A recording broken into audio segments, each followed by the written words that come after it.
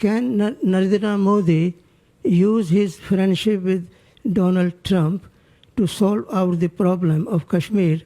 There are 1 million soldiers stationed in Kashmir to control 7 million Kashmiris. So what are you going to do about the Kashmir problem? Okay. You haven't spoken about it. Can we just capture the question there? Thank you. Look, on Kashmir, actually we have done, I think, a good job solving most of it. I think removing Article 370 was step number one. Then restoring growth and economic activity and social justice in Kashmir was step number 2. Holding elections, which were done with a very high turnout, was step number 3. I think the part we are waiting for is the return of the stolen part of Kashmir, which is on the under illegal Pakistani occupation. When that's done, I assure you, Kashmir solved. The second question, Global South. You know, look, there are different ways of looking at it, and I give you a perspective. What do countries in Global South largely want? They want more options. They want more experiences to compare, relatable experiences. They would like to get into relationships which actually help them build their society on a sustainable basis. So forget India, China for a moment.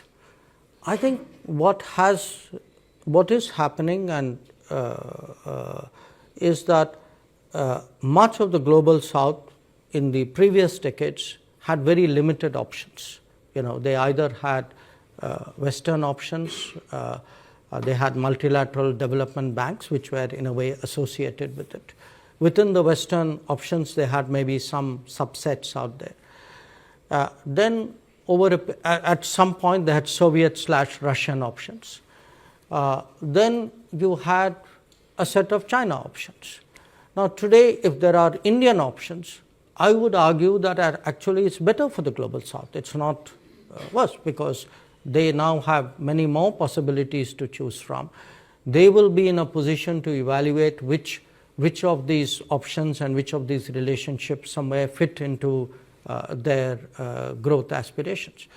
And I can certainly say, you know, where India is concerned, we have today projects in almost 80 countries of the Global South. We have delivered actually about 600 significant projects in the last many years. And I do think that by doing so, I mean, obviously the partner country is benefited, but it also strengthens the hands of the partner country in dealing with other relationships. So I would not put this negatively at all. In fact, just like I say for India's positioning, a multipolar world is helpful, I think for Global South as well, I think a multipolar world is helpful, and it actually increases their negotiating ability.